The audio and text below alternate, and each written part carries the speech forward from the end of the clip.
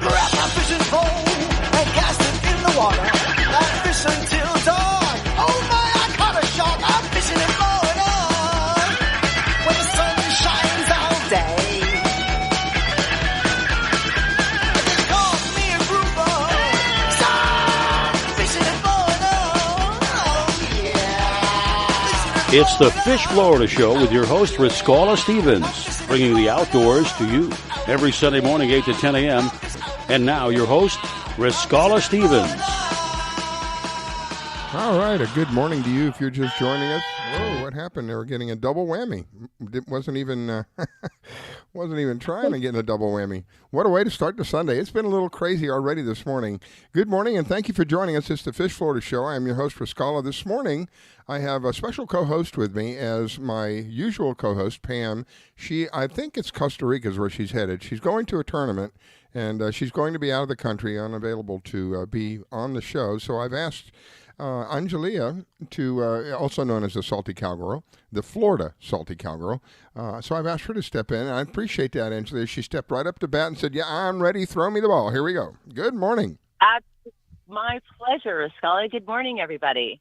It's a little different this morning because usually I start, before the show starts, I usually, around a half an hour or so, I go through everything. I check the audio. I make sure that the soundboard is working and all that correctly, and check the different levels. And this morning I must have been beamed up by some aliens or something, because I'm missing some time. I'm missing about a half an hour this morning. I don't know what happened, but it snuck up on me, and before I knew it, bam, it's time to do the show. So again, welcome everyone. It is an honor and a privilege to have you with us. We have a complete lineup again. You know, I try to have a variety of guests on that can share a little bit of information with us, something interesting for us to hear. And this morning will be no different. Robert with the Florida Fisherman magazine will be on shortly, and he's going to give us an update about what's going on in the local area. Nicole Spenc, I don't know if I'm pronouncing it right. She's with the Nicole's Fishing Bed and Breakfast. She's going to be on a little later. Captain Neil Holland, I've had him on a couple of times. I really enjoy the organization that he is in, Ocean 8 They are out there to clean the waters for us, and they make it worth your while. So I really enjoy that. I think somehow they're associated with CCA of Florida as well. Captain Clyde Folse, the Crappie psychic, he'll be on. He'll be calling in, I think, from Louisiana, so we'll have an idea what's going on over there. Captain Ron Weintraub, he'll be calling in from one of the Carolinas, I believe, and he'll tell us a little bit about what's going on up there. And then we're going to finish off with Peter Cammarano, who's a local. He's, I think he's here in Palm Beach, if I'm not mistaken. He's going to tell us a little bit about what's going on with him. So have you done any fishing this last week? Yes, I have. Yes. Are you kidding me? I can't go a week without. Let's talk. What do we got? It's still a real problem with the weeds out there down in the Keys. We've had a problem all year. Usually those weeds come in when the mahi come in the spring, and they disperse and kind of go away in the fall. Uh-huh. They never away this year. So mahi fishing is going to be very, very interesting. Trolling is very difficult around the Keys, around the reef line, and even up to about 15 miles offshore. It's so spotty with weeds, it makes it very, very difficult to troll. And now as we've got more weeds coming in, the new sargassum coming in for the spring, it's going to be very, very interesting, especially considering the fact that next weekend starts all of your big mahi tournaments in the Keys. Oh. We've got one in Marathon next weekend that's done by Captain Jack Carlson with the 2 conchs. Then we also have one in Tavernier at Tavernier Creek Marina, and that's the Nick Sheehan Mahi Rodeo that's coming up all next weekend. So the weeds are making it very, very difficult. So, once you get tired of trolling and reeling in weeds, that can be much more tiring than a fish. It certainly can. It's very, very difficult. And if you can't find any clean water, we end up going out to the hump and jigging, or we go up onto the reef. And I've said this for several weeks now, but the reef fishing has been on fire. Wow. It was so... We had so many fish around the boat, just tropical reef fish, that it felt like we were sitting in an aquarium. It was insane. Wow. The bait fish were so thick around our chum block, Riscala. I literally put the 2-foot fish net that we pick up, that we scoop the fish out, that we don't have to gaff. Mm-hmm. I literally picked the chum bag, put the net underneath it, and just up real fast and picked up a No dozen way. ballyhoo. I swear to God. Oh my goodness! Even, Wow. even my mate was like, I would never have believed it if I just didn't see you do that. But yeah, I filled the live well with ballyhoo by hand. They were so thick, and the reef fish were amazing. We caught some angelfish, parrotfish.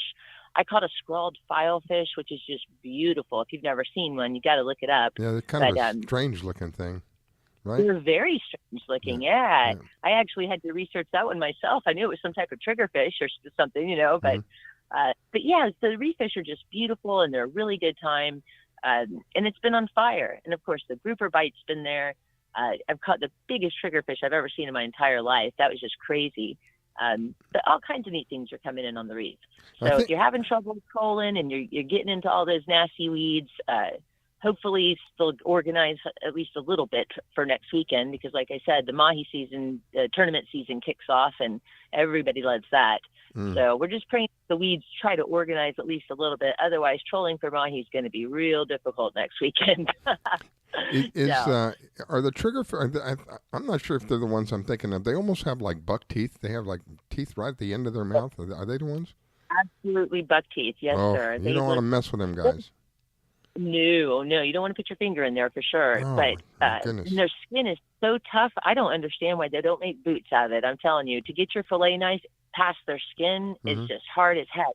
But once you get that beautiful little fillet off of a triggerfish, the nickname for them down in the south is, we call them pork chops, because it's almost like a really nice little perfectly pork chop size little chunk of beautiful white flaky meat. And triggerfish are fantastic to eat. They're really good. I didn't know you could eat. I think you told me parrotfish as well, but I didn't know you could eat triggerfish. I've never. I always throw them back unless they're gut hooked. Then Yeah, we call them pork chops. They're yummy. I mean, it's a yummy little nice firm fillet that's white. It's flaky. It's mild. It's really nice. Yep. My mouth is And watering. unlike the parrotfish, I can put a knife in a triggerfish. The parrotfish are just too pretty, Riscal. I can't do it. Yeah, they're amazing. The colors that come off of those fish, and it's no wonder they call them parrotfish, because they look like, like if a parrot was in the water, that's what it would look like. All the different colors, just gorgeous. I was going to say, I've caught some that are multicolored, and I mean bright pink, bright yellow, bright blue. And then I caught one not too long ago that was just electric blue. The whole thing is just gorgeous. And I've posted many pictures of them throughout time. And I tell people all the time, they say, do you eat it? And I said, I can't. There's no way I can put my knife into this beautiful fish, And there was actually someone from the islands that told me that parrotfish were their staple food down there, that they go to the market and buy, pounds of it every week to feed their family. And and I said, well, good for you, but I can't put a knife in a fish that looks like a rainbow. I just can't do it. They do look like an artist painted them. Some of them, I'll tell you, it really is amazing. Another thing was I caught a giant angelfish. I don't know if you know what they look like. Oh, they're absolutely they're gorgeous. Beautiful. Yeah. This angelfish was the size of a large dinner plate. I mean, it was just beautiful. And there's no way I can put a knife in that. I just can't do it. I don't have the heart. I don't care how good it is. I can't do it. I feel like I'm doing something wrong killing these beautiful fish, That's what happened to me with hunting. It started many years ago. Back in the 70s, one of the bases that I was stationed on was here in Florida. It was in Panama City, Florida. It was called Tyndall Air Base, still called Tyndall Air Base. One of the largest, I think it's the second largest landmass base in the United States. And they would actually let us, back then, they would let us go hunting. God forbid they would find anybody with a gun on base now. But anyway, they would let us go hunting on base. And I had this beautiful buck lined up, and I was getting ready to shoot him. And I don't know, something clicked and said, I want to kill this thing. I just don't want to kill it. And I walked away. And it went from deer to squirrel to dove to, I don't want to shoot anything anymore. It's just, fishing, please, God, don't take the fishing. Because fishing is like it's like part of my bloodline. But yeah, I got that way with hunting. I don't know why. I mean, I know if I had to, I'd do it. But I really don't have to, so I just don't do it. But I don't know what happened. Exactly. So I can see where you're coming from about the parrotfish, because they are gorgeous. They're absolutely. Some of them don't even look real. The colors that come off them. they're absolutely just so beautiful. I mean, people who have never seen them, they don't look real. I mean, they look really fake. I get a lot of comments when I put one up on Facebook for people who don't live in Florida and aren't used to our beautiful tropical fish. They are just phenomenal. I mean, they're fish tank fish. Yeah. I can't kill one of them. I just can't do it. I catch too many other fish great to eat, and they're not so beautiful, and I don't feel bad about it. So the parrotfish go back, the angelfish go back. Can't blame you on that. Can't blame you on that. Well, I think I've got Robert on the line. Good morning, Robert. How are you, my friend? Good morning. How you doing over there? Good morning, Robert. I am doing well, and yourselves? Everybody good? Go ahead, Angelia. I'm fantastic. I'm at the Pompano Boat Show today. Ooh. Oh, you are?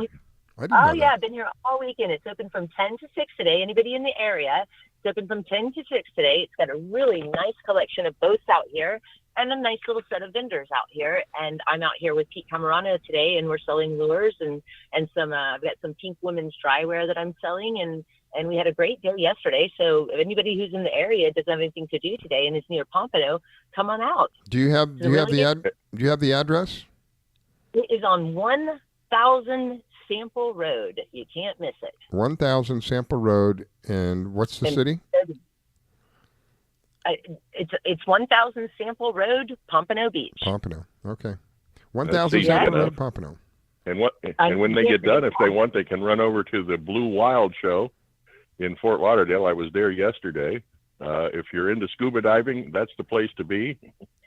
Not so much on the fishing stuff, but they have everything for scuba diving. Stephanie Lynn was there yesterday with us. Oh, shoot. Wow. Would like to have met her. She's going to get us a full report for the magazine, let us know what was going on. But that was not my world, but it was certainly hers. So I bet there's someone. You don't dive, Robert. Huh? Not like, no. This was all about diving. I mean, I dive a little bit. This was just strictly professional divers and spear guns and composition fins and all of that stuff. Composition fins. Wow. I guess those are the fins that are really, really long, right? And that's got to be what those are. Because I've seen some. They're huge, and they weigh absolutely nothing. Really?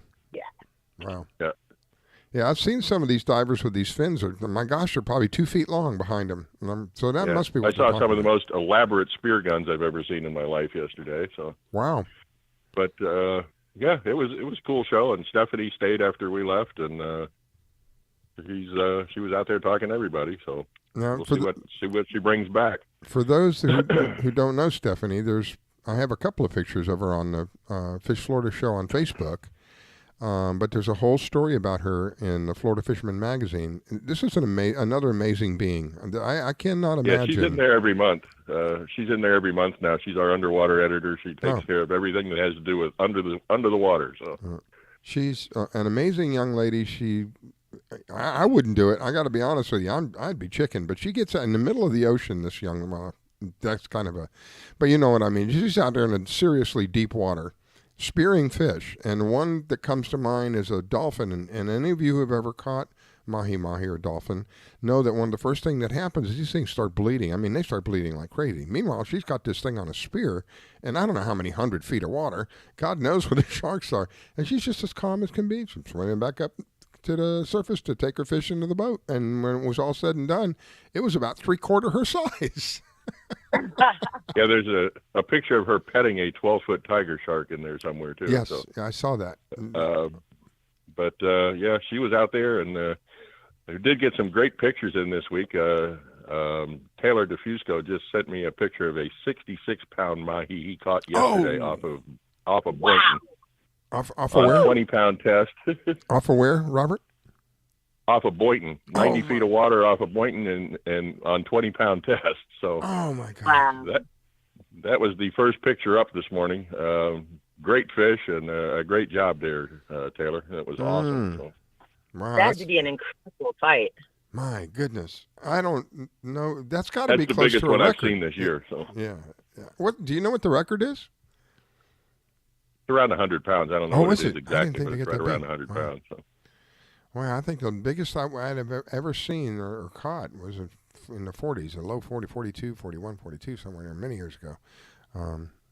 But I know that's, the one thing about mahi-mahi, in my experience anyway, it doesn't matter how you cook it. Oh, my gosh, it comes out so good. I don't know. I've never tried boiling it, but, I mean, you can bake it, you can barbecue it, you can fry it, you can, just about any way you cook it, it comes out really good. It is truly the chicken of the sea. That's something the one thing that I do miss about not having a boat. Everything else I don't miss. All the care and all the other things I don't miss about having a boat. But that's about as detrimental as it can be. If you're a fish, you're a good fighter and you taste good. That's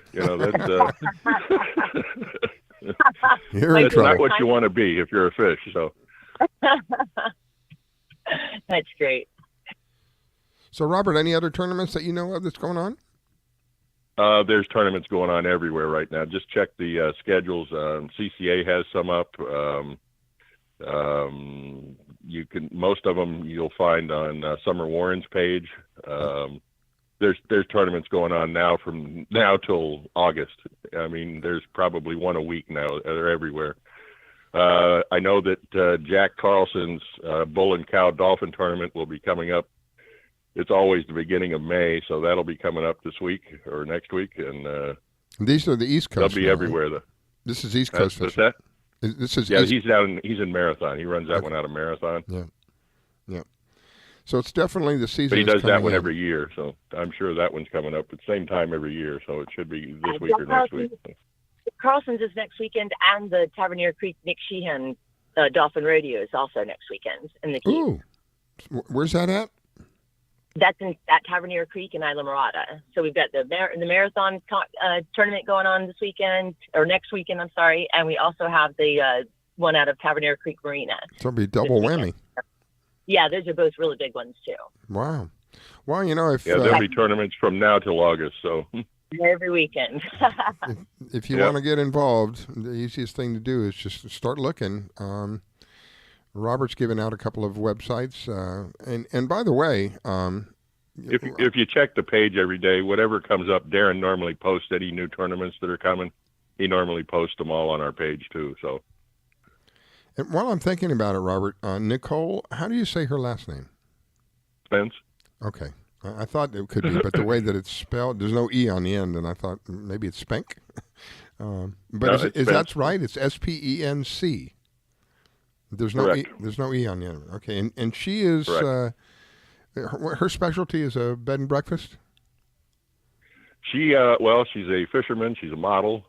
She's just about everything. Jack of all trades, as she puts it. Oh my goodness! She's also the cook at the bed and breakfast. But yes, she has a bed and breakfast that they just opened in Venice, Louisiana. It's a beautiful spot. Anybody that's never fished out of Venice, Louisiana, owes it to themselves to do that. But she's got a bed and breakfast there. I think she's got 10 or 12 houseboats available. I'm sure she'll tell us when she comes on, but and she's a great young lady. She's gonna not the magazine that we're working on right now, but she'll be on the cover with an entire story about her bed and breakfast the following issue, which will be June. And she's just a great young lady, and she's worked hard, and she's accomplishing her dream. So it's a good thing. Oh, that's great. It's very, very uplifting to hear people being able to go out and do that. Good. I just didn't. I tried to get a little bit more information about her, and I didn't. So I'm glad. I'll have you, if you want to stick around, I'll have you introduce her, since this is something. Yeah, I'll stay. Yeah. But in the interim of that, I was going to ask you something, and my mind just went blank. Help me, Angelia. I can't read your mind yet, Raquel. I'm working on it. Yeah, move your head a little closer to the microphone. Oh my gosh! Oh Lord! Yeah, I just went completely blank. I was about to ask you about something else, and I just completely went down south, just gone. Oh well, that happens. I did want to ask you. It looks like I'm looking at the radar, and the radar is absolutely clear. Down where you're out there, Angelia, it's clear. Or you're in Pompano, so it's probably clear. It's gorgeous. Yesterday was clear and gorgeous. There was a slight breeze, but today it is clear. It is gorgeous. We have no chance of rain. The winds are down. It is just a gorgeous day. Yeah, the seas are perfect. Everything is perfect for today. Just get out. Get out there. Get out there. Now, something else that I want to kind of speak about very briefly. It's not a pleasant subject, but it's something that's happening, and seems to be happening more and more, particularly down in South Florida. And that is the the theft of different pieces of equipment as well as the boats themselves. And just want to get people aware. This is, to me, in my experience and the people that I'm in contact with, this is becoming a serious, serious problem where these thieves are so brazen. What they'll do is they'll go steal a heavy-duty truck from somebody. Then they'll take that truck and go steal some big boat. Right out of this last one was literally out of somebody's front yard in the middle of the night. They took this boat. So you got to protect yourselves, and one of the ways that you can do that is you talk to Robert. Robert can get you insurance on your boat, and Robert is a specialist in marine insurance. I want people to know that knowledge is the greatest weapon that we can have, regardless of what it is that you want to do. Without the knowledge, you really are kind of spitting in the wind, if you will. And so knowledge is one of the greatest things, one of the weapons or tools, whatever way you want to describe it, that you can have at hand. And to have somebody or to speak to somebody who has the knowledge about what it is that you want to know is vital. Robert is one of those people. So I want to make sure that we said that before we run out of time this morning. Robert does do insurance. He does focus on, one of his focuses is on marine insurance. He knows it very well. And if you're somebody who has this investment, you've got to do what you can to protect yourself, because these guys whoever these people are becoming more and more brazen. My concern is a boat owner is going to come out in the middle of all this and there's going to be a shooting. That's my concern. Because a lot of these boat owners, they're not going to put up with this nonsense. They catch somebody taking their boat. No, I would definitely shoot someone trying to steal my boat. So that's not a question about it. That's my concern. So anyway, yeah, go ahead, Angelia. I was going to say, if I come outside and somebody's trying to steal my hydro sport, I'm definitely going to start shooting, guys. They become more brazen. It's like they don't care. This one boat I'm thinking about, 3 engines on the back, 3 200s on the back of this thing, had to be at least 30 some odd feet long. This isn't something you hook up to and barrel down the road and take off. So it just gives you an idea. And then there was another one taken out of. I can't think of the places down here by where my brother lives, down in South Miami. They found the boat. This is how quickly they found the boat. They found the boat like 18 hours later, but it was already too late. They'd stripped the boat. So all they had was a hull. Yep. So if you're not insured, if you're not doing something to protect yourself from these brazen people, this is no other way to describe it to me. They just don't give a you-know-what. And they'll come right into your front yard. It's that time of year, too. Summer seems to be the worst of it. We get people sending in, because we'll post them on our Facebook page. Anytime somebody has a boat stolen, they send us the pictures. We post it all over the place and share it with every group in town, trying to recover their boats. But it seems to happen way more during the summer than it does any other time, probably just because everybody has their boats out. And but kudos to those of us, because I'm another one. I'll put, if I see it, I'm part of a couple of different groups that are on the lookout. They've had success in a couple of cases, not very many, but it has success, and any success is good.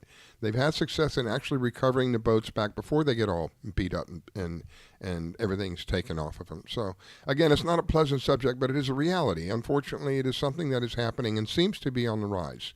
And if you're going to make that kind of investment in that boat, and I remember how much pleasure my boat used to give me. I just can't imagine somebody literally coming into my yard and taking my boat. That would just set me off. That would just set me off. All right, well, it's that moment now where we're going to take a break, but don't go away. It's going to be brief. You're listening to the Fish Florida Show this morning with the Salty Cowgirl and Robert Warner with Florida Fisherman Magazine. And Robert, what is the name of the company, the insurance company? It's Warner Insurance Group. You can find it on Facebook. You can look it up online. It's winsurance.net if you're looking up the website. But the easiest way to find us is on Facebook. It's just the Warner Insurance Group. Good deal. All right, don't go away. You're listening to the Fish Florida Show with your host, Riskella. Don't go away. We'll be right back.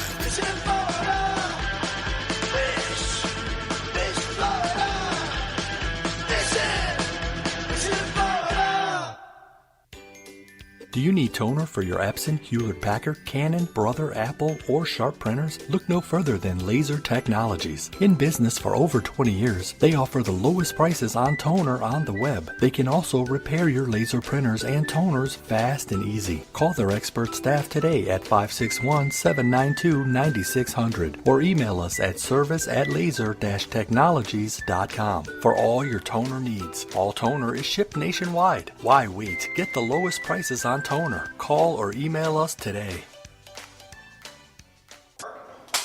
Grace has some pretty stellar arms, like Serena Williams good, but her face is pretty disgusting. Someone please tell him to go back into his closet and leave us alone. Brittany's face is so stupid and I hate her so much. It's like a scientist created her in a lab to annoy humanity and didn't even do that good of a job. Megan reminds me of a troll doll that came to life intent on killing us with her stupidity. Why is Grace's head so big? It definitely has nothing to do with how smart she is and probably everything to do with how bloated she is. He's so funny. Just kidding. Who would find this disfigured flamingo funny? Never post a selfie of yourself. You look so ugly. The only reason you have so many views is because we think you're a freak and we can't look away. Megan is the main reason that the world sucks so much. I would rather get cancer than listen to another Trevor Moran song. You are a mistake. You should have never been born. Drown yourself in a shallow puddle, please. Wow, I hope she's sterile. These really stopped being funny a long time ago. You're so much more than the things that people say about you. Those people have no right to say cruel things to you to make themselves feel better. It's okay that you sound different than everyone else. That's what makes you so special. We will not tolerate it. We will not tolerate it. We will not tolerate it. We will not tolerate it. Every day, people make me feel like I stand out simply because of the way that I look. Every day, people make me feel small. Every day, I face the cruel words of bullying. And every day, people tell me that I'm brave for enduring this humiliation. But we're not the brave ones. It's the ones that say no to the bullying. The witnesses. If we all join together, there's nothing that we can't do. We will no longer be the silent majority. When we see bullying online, We will let the world know that we're going to take action with the eye. Now, when you see online bullying, there's something you can do about it. Our actions will overpower cruel words. I am a witness. I am a witness. I am a witness. I am a witness. I am a witness. I am a witness. I am a witness. There is power in words. But it's nothing compared to the power of the actions that we put behind our words. Visit eyewitnessbullying.org to learn more. I am a witness, and so are you. I'm gonna stand by you. This station is now the ultimate power in the universe. We have ignition. Strap in. 5, 4, 3, 2, 1. I grab my fishing pole and cast it in the water. I fish until dawn. Oh my, I caught a shark. I'm fishing and blowing on. When the sun shines all day. They call me a grouper. So I'm fishing and blowing on. Oh yeah. It's the Fish Florida Show with your host, Riscala Stevens, bringing the outdoors to you every Sunday morning, 8 to 10 a.m. And now your host, Riscala Stevens. All right, we are back. It's the Fish Florida Show, and this morning I have with me as a co-host Angelia Swanson, and she is from out of the Marathon area, or excuse me, out of the Islamorada area, if I'm not mistaken. She'll correct me here in a minute. And I have Robert from Florida Fisherman Magazine. He is on with me as well. We're looking for our next guest, Nicole. I'm just waiting for her to call in. But good morning back to both of you. Thank you for hanging on with me. Angelia, thank you for being there. And Robert, thank you for being on standby, because I was concerned that I couldn't reach Angelia, and I was hoping that we could connect before it was too late. We did end up doing that. But Robert was there backing up for me. Thank you, Robert. I appreciate that, my friend. Not a problem. Not a problem. So I'm waiting for Nicole to give me a call. I sent her a text, but did you give her the number to call in, Robert? I did. Okay.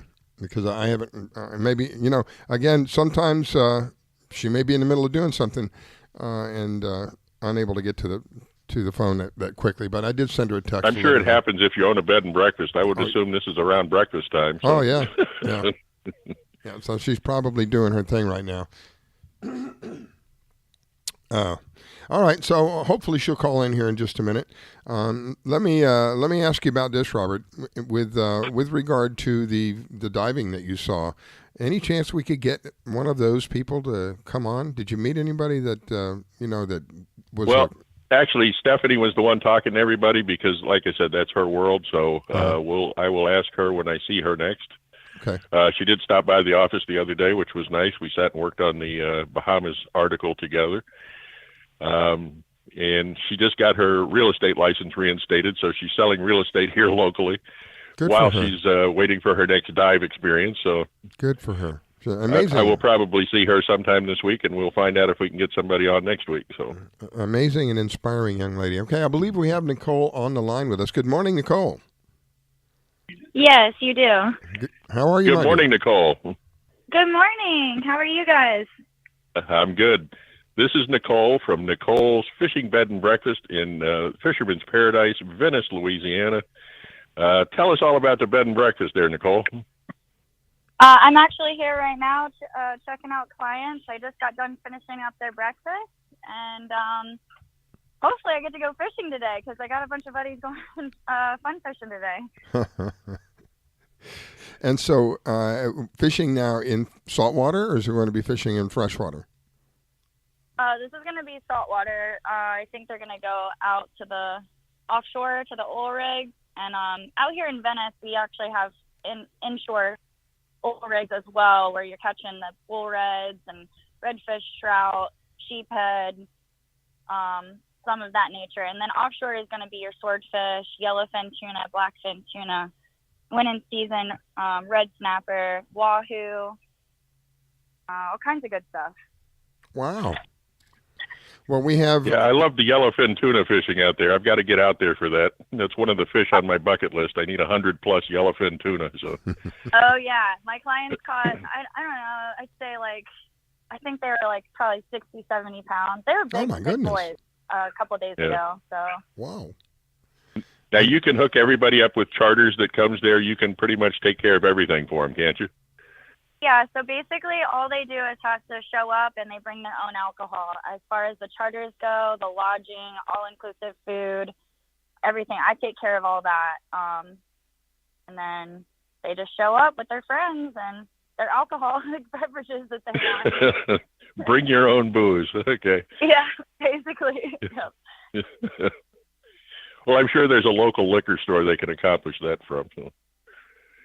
Yeah, we don't have a grocery store down here, so that's why the all-inclusive, the bed and breakfast is such a hit, because nobody else down here is doing it, and we only really have, the marina, the restaurant at the marina, and then there's a little restaurant changes up the road, but, nobody wants to have to come home after 13 hours offshore and cook and deal with that, so the bed and breakfast call is great. being recorded. People really Go are ahead. excited and happy about it. I think it's great. I think your business is a great idea. I think it's a great location. I think you're the perfect person to do it. I think it's awesome. So it sounds like a great deal. I don't know Yeah, absolutely. Tell your friends. You guys come on out. We're telling them all right now. So. Yeah, and we have. I apologize. I didn't tell you that we have Angelia Swanson. She is known as the Florida Salty Cowgirl. She's out of Isla Mirada, I believe. Angelia, welcome to the show, as well as welcome. Meet Nicole. I apologize. Meet Nicole. Are you there, Angelia? Did we lose her? We may have lost her. I'm sorry. May have lost her for a bit. Yeah. Nope, you didn't lose. Okay. You got me? There she is. There she is. Hello, I actually Angelina. Hi, I was just going through your Facebook page, Nicole, and it's absolutely wonderful. I love the idea. I love that you do it all, and I'm very impressed. Yeah, it's great. Awesome. Cleans the fish, cooks them, does everything. I know, and you got some nice fish there. So, yes, absolutely. if you have somebody who is interested in doing a bed and breakfast in Louisiana, Nicole would be the lady to speak with. But if you have somebody that wants to do some fishing down in Islamorada, the Florida salty, I keep forgetting to put the Florida. The Florida salty cowgirl is the lady to call, and that would be Angelia. She's down in Islamorada.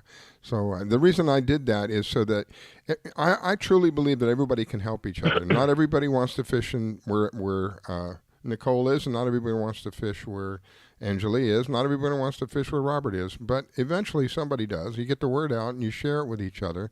And it's not so much competition as it is complimentary, that kind of thing. That's what everybody likes to fish in different places. Yeah, I love to go fish different places. That's the whole reason for fishing. I mean, if you fish in the same place every day, that's not fun. So true, right? And then you get to enjoy the culture. It's like when you go down to.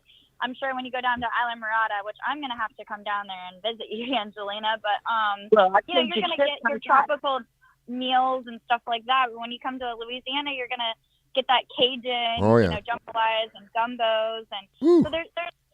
I absolutely agree with fishing in different cultures and different places, and get to experience, the whole deal. I absolutely agree, and it is in no way, shape, or form competition at all. What it's doing is it's making you a more well-rounded angler. Yeah. Everybody can fish in their backyard, but to go ahead and travel and target those different fish in those different areas, it's a ton of fun, and it just makes you a better angler, different waters, different fish. I think it's a wonderful thing. Absolutely. I fished California, I fished Colorado, Montana, Utah, all up and down the East Coast, Texas. I have not been to Louisiana yet, but I've got a trip planned coming up. So, it's traveling and fishing is the deal. So, and she's got a great place. Make sure that everybody knows how to find you, Nicole. So I'm listed on VRBO, or you guys can just look me up on Instagram, Facebook, YouTube. It's just Nicole Spenc. My email is posted everywhere. Honestly, my phone number is kind of posted. You just have to kind of look for it. I'm working on my website right now, so that'll make it a lot easier for people to be able to find me. But just look me up, Nicole Spenc or Nicole's Fishing Bed and Breakfast. It's in so many different places, and a lot of people are sharing it. So I think that's helping getting the word out a little bit better. I found it on Facebook, by the way. I found it very quickly on Facebook. And just so that people are clear about the last name, is Spenc. There's no E on the end of it. Spenc. And it'll come right up. Nicole Spenc. And on Facebook, it'll come right up. And there's an entire history of really nice, very interesting pictures on there as well. Yes, absolutely. Well, Nicole will be on our June cover and with an entire story about her bed and breakfast and her. So cool. Lindsay will be working on that probably starting the middle of next month, and Lindsay always does a great job with these articles. So I'm really excited, and I'm looking forward to it, guys. What a fisherman's dream! You have a great day. You go to a place. I'm going to go. You're headed out. I'm gonna head out. Nice talking with you, Nicole. Nice talking with you, Angelia. And always a pleasure to talk to you, Riscala. Well, thank you, my friend. God bless you. Right. Bye, Appreciate guys. it. Thank you so much. Have a good day. All right, Robert. I'll catch up with you later. Nicole, before you go, are you gone? Yes. Yeah. Okay. But before you go, I wanted to ask you. You mentioned a website. Is the name? You already got the name of the website, so you can give that out. It's my website. So www.nicolespenc.com, and that's where I'm going to have everything listed. We're just currently working on it right now. I think to me it would be really sweet to be able to go catch a fish and then not have to deal with all the other stuff, cleaning the fish, cooking the fish. It's like, I don't know who said it, you said it or whether Angelia said it. You're pretty tired after a couple of hours out there in the sun and beats on you, and if you're not accustomed to it, it does kind of drain you. So I think it's a great idea. I love it. I love the idea of doing that. So I'll be looking forward to getting updates from you to see how you're doing out there. And I'll be looking at the magazine just to get a little bit more information about what you do. Yeah, absolutely. Looking forward to it, guys. I really appreciate it. Well, I thank will you. as well, Nicole. I'm very impressed with your page. I love what you're doing. I just sent you a little message, and keep in touch because I'd love to come visit you up there. And I'll trade your and trip. You can come down and see I'd me. love to come down to Isla Mirada and visit and meet you guys too. Would love to have you. So, yes, nice meeting you. All right, guys. You have a happy Sunday. Thank you. Appreciate it, Nicole. God bless. God bless. All right, my friends, it is that time. You're listening to the Fish Florida Show with your host, Riskella. Don't go away. We'll be right back.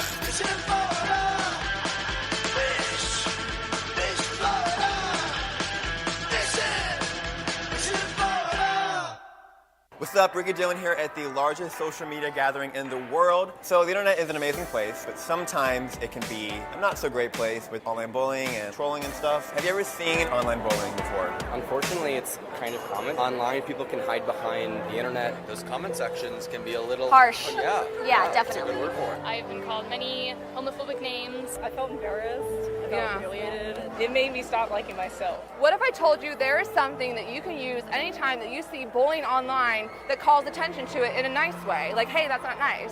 I wish that was the thing. It's this! So anytime that you see any kind of hate online, go into your phone, go into the symbol section, post this I, and it says that that's bullying, that's not nice. So would you post this if you saw someone bullying someone? Oh yeah, definitely. It's like a lot more mature way to handle the situation. Find the emoji in your phone, send it to 5 of your friends, and let them know what it means to be a witness. Go to eyewitnessbullying.org to learn more about the emoji. Thinking of moving? Before you do anything else, call Diane Whittick of Bowen Realty. She provides a concierge service. Things like having your home or condo packed and shipped, even take care of your home repairs or upgrades. Diane has the expertise to get it done. As a seller, you will have constant contact. She will furnish you with bids on any services that might need completion: air conditioning, plumbing, handyman, and even cleaning. Living up north and have a home to sell here in South Florida? Just give her the keys, address, and a signature. Your payment will be wired when the property is sold. That's right, Diane does it all. Thinking of buying? Diane has great listening skills. Tell her what you want, give her your budget, and like a genie, she will make your real estate wish come true. There's no regrets when you choose Diane Whittick of Bowen Realty. To reach Diane, call 561-247-5478. That's 561-247-5478. Diane Whittick at Bowen Realty, located in Wellington at Wellington Trace East and Forest Hill Boulevard. 561-247-5478.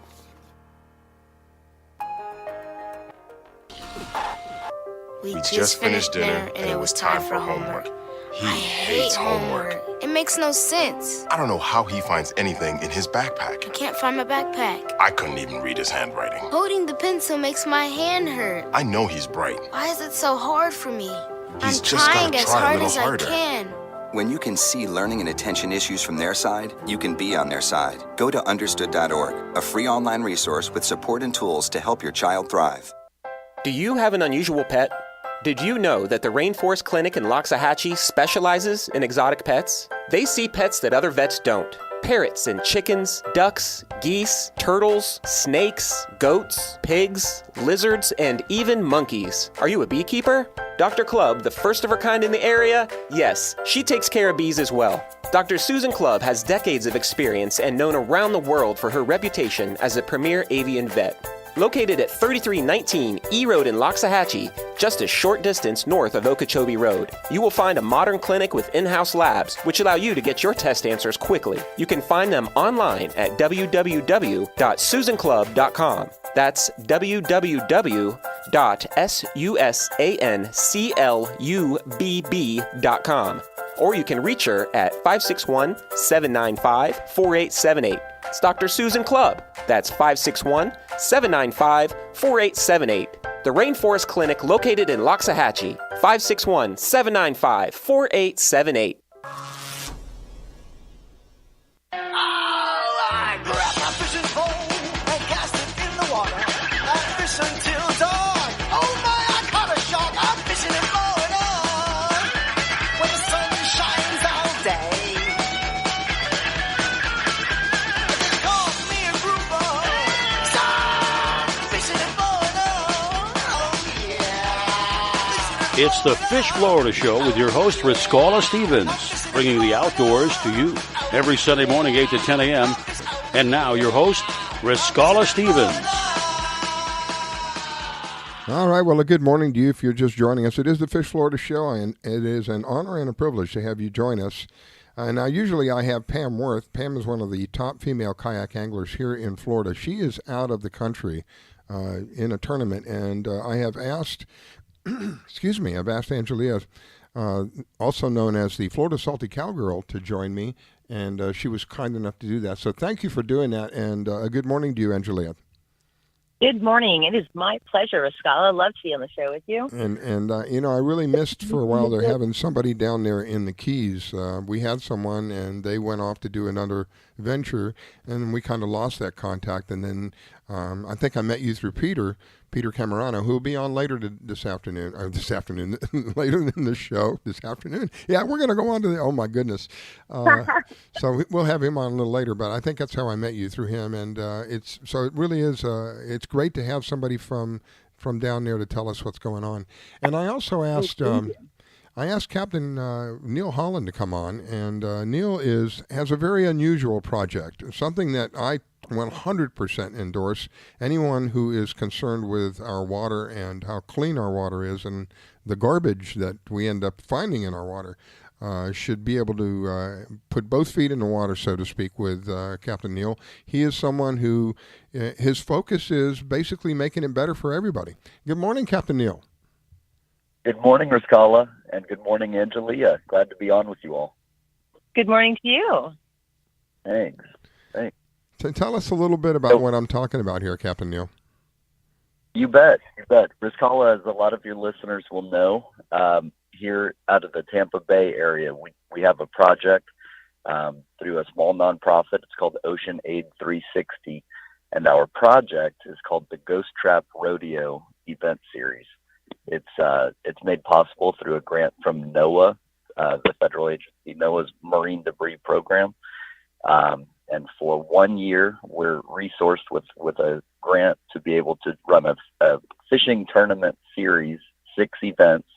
But instead of fishing for reds and sea trout, we're actually fishing for abandoned and derelict crab traps and marine debris. And to get paid for it. Well, that's right. All the people that are participating with us are all volunteers. That's right. But we actually have industry-sponsored prizes, fishing tackle prizes, and charters and such that we award to our teams when they come in. All of their collection of items that they've found during their 4-hour search gets weighed, and they end up with a place on the leaderboard. And at the end of the weigh-in, based upon the leaderboard layout, the teams receive really great prizes from companies like Power Pole, Barracuda Tackle, Costa Sunglasses, and many, many more. Engel coolers, all kinds of things. So it's really neat. It's kind of involving our shallow water angling group here in the Tampa Bay area that have the right kind of vessels to get in without damaging the grass beds and everything, and have the right sunglasses and familiarity with sight fishing and everything. So they can get in there and employ those same techniques that you would use to look for a tailing redfish, only we're looking for a ghost trap with no line and buoy sitting just underneath the surface. And that's important because those traps actually continue to fish after they're lost. So we pull them up very regularly with juvenile sheep's head and stone crabs and blue crabs. Wow. And if those traps aren't removed, they'll continue trapping these resources of ours that we all share, and they die and they don't go to use to any of us. So it's much better to go ahead and get those traps out of the water. So now, the traps that are picked up are not just picked up and then discarded either. This is another part of the beauty of this program. The traps that are picked up. What happens to the traps that are picked up, Captain Neil? I'm glad you asked.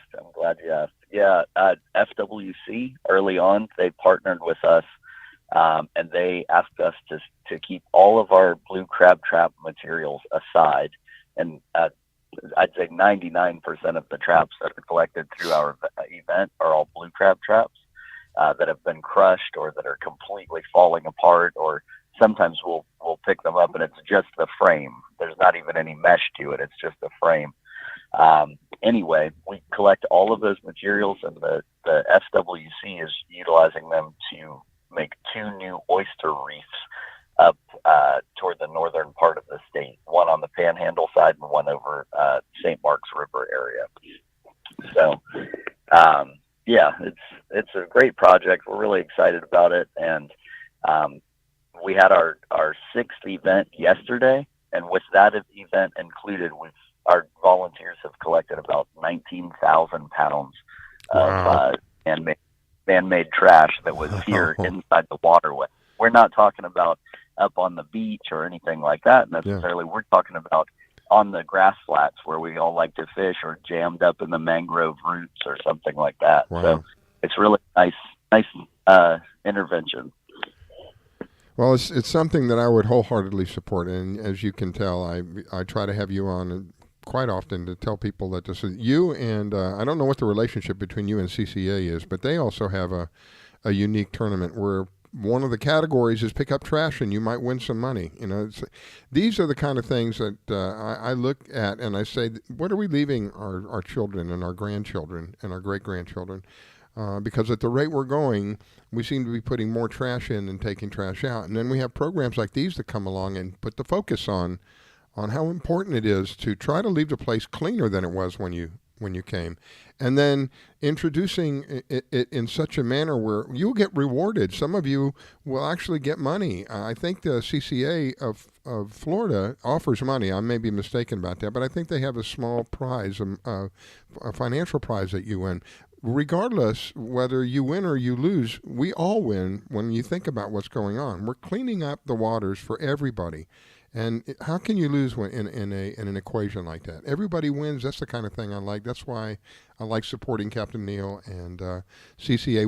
What is there a relationship between you and CCA? I'm not clear about that. A strong one, Riscala. We couldn't do it without them. Okay. CCA works with our project. The Ghost Trap Rodeo is an Ocean Aid 360 design, but CCA from the very beginning they liked our concept, and they agreed to partner with us by utilizing their real strong relationships with the fishing tackle industry, like manufacturers and such, to help us get some prizes made available to volunteers. And then they also worked with us to make sure and get the word out about all of our events through social media and through their big volunteer registry that they maintain. So, yeah, they've been an integral part of this whole thing and kind of working with us from the very beginning. I think Angelia, forgive me. I just have questions. I'm not allowing you any time. I'll give you a second here. Yeah. I think you told me, but I don't recall, to be honest with you. Are you going to be doing anything on the on the East Coast? Because all of this that we're discussing right now is the West Coast, correct? Yes, that's right. This project, like I said, it's a 1-year design, and we're most of the way through the project now. Most of our activity is completed, but NOAA, through their Marine Debris Program, and the FWC have both said that they're really delighted by the progress, and our team's ability to kind of spread some awareness and some information about an important issue around marine debris and ghost fishing. And removing derelict fishing gear, whether it's monofilament fishing line up in the mangrove bushes or a crab trap which has been cut away from its line and buoy and is just sitting on your grass beds, collecting sheep's head and stone crabs. And long story short, they've told us that they're interested in having us continue the project, and we're working right now to do some targeting on other locations around the state of Florida that could utilize a project like this. So we hope to come to the East Coast soon, Riscala. I'm jealous of those people over there. I got to ask, knowing your area like you do, Riscala, is there any particular piece of terrain along that coastline that you think we ought to be taking a look at? And I want to ask the same question to Angelia, too. In my personal opinion, it's been a long time, but Biscayne Bay, I haven't seen it in quite a few years, but it was a mess for quite a while. So I don't know if it's still like that or not, but that's the one that comes to mind. Go ahead, Angelia. I was going to say, first off, I want to say thank you to the captain because I'm a Tampa Bay bred, born, and grown girl. Okay, that is my hometown. I still have my home there, and my family's all there. And I am very passionate about the water in Florida as a whole. But of course, Tampa Bay is my home. So thank you very, very much. I'm also passionate about cleaning up the waters, the beaches, every single place I go, whether I'm in a boat, on a paddleboard, in a kayak, I take net bags with me. I pick up garbage all along the way. I have picked up the most obscene, crazy things with trolling lines. I've picked up a Samsonite suitcase with a trolling line. I picked up 5-gallon buckets, sheets of styrofoam. You guys would not believe. And I take pictures, and I'm going to do a crazy blog about how much it makes me crazy. But I've organized beach cleanups. I work with the microplastics, and I'd really like to start working with the Captains for Clean Water. When I found out about the Great Pacific Garbage Patch and started researching it, I just can't even fathom that type of garbage. So the more garbage we keep out of our local waters, our local beaches, it's less garbage is going to make it out to these horrible garbage patches in our ocean that nobody knows how to clean up. Yeah. So it really takes everybody's effort and a really big consorted effort. I'd really love the fact that it's getting more popular these days and people are getting more passionate about it. So I really want to thank everybody who helps and encourage people. Just take a bag, pick up everything along as you go. I mean, I'll go back and chase something and gas it to get it in the boat if it's big enough, and you know what I mean. I just can't take it. So I'm really happy everybody's working on cleanups, and I'm really happy that you're working in Tampa Bay because the Keys people are really into the community down there, and the water down there is our life. So they're doing a pretty good job of keeping it cleaned up down there. Cool. That's great, Angelia. Yeah, I totally agree. And what we're doing is just a small part of a much broader movement here around the state and hopefully everywhere, to just be more mindful of these kinds of things. Yeah, and if each and every one of us did our small part, it would make a gigantic difference. Because I used to, that's where I was doing some paddleboard tours. I would take a net bag and fill it every single tour I did. I mean, that's just too much. I mean, people aren't caring. So if we all made a little effort, it would make a giant difference. That's right. That's right. And I just want to say two things. One is that our project that we're doing, the Ghost Trap Rodeo, these volunteer events where we all come together and participate with the aim of, obviously collecting the debris out of the waterways, but maybe having a shot at a great prize as well. These are nice opportunities to experience some camaraderie and work with a group of like-minded people who care about these kinds of things. But the other half of it, is I think, like you were kind of alluding to, is just making sure you're doing this stuff on a daily basis. Make it part of your life, so it's kind of second nature to go ahead and pick that styrofoam up, or whatever. Yeah. So, yeah, it's two important parts. The camaraderie is great, but we want to make sure folks are kind of have this in the back of their mind on a daily basis as well. Absolutely. Absolutely. Yeah. I'm a big advocate. There's a company that sells, and I'm going to have to figure out who it is, but they sell like 5-gallon and 7-gallon buckets for your boat with rubber bottoms so they don't slide. And they have a lid on them that's kind of like sliced like a star. So it doesn't matter if it's a tiny little piece of cellophane or a bottle off a beer. You stuff it in there through this little cut star in the lid of the 5-gallon bucket. And it doesn't matter when you take off going, at 30 knots flying in the boat, nothing's going to blow out of that trash bucket. I have one on my boat. I carry it to every boat I go on. It is my staple piece of equipment that I take on every boat with me. You put the garbage in there, it does not fly away. I don't care if it's a cigarette cellophane, it will not fly away. So I really encourage anybody boating to grab one of these buckets because they are amazing. They're really helpful because that's what happens. People take off in their boat and things start flying away that they don't think about. They're just, of course. And there's all these little tiny things that you can do. Clean up after yourself, pick up everything in the area. It's just little things, but it all adds up. And I'm happy that a lot more people are being aware. Yeah, me too.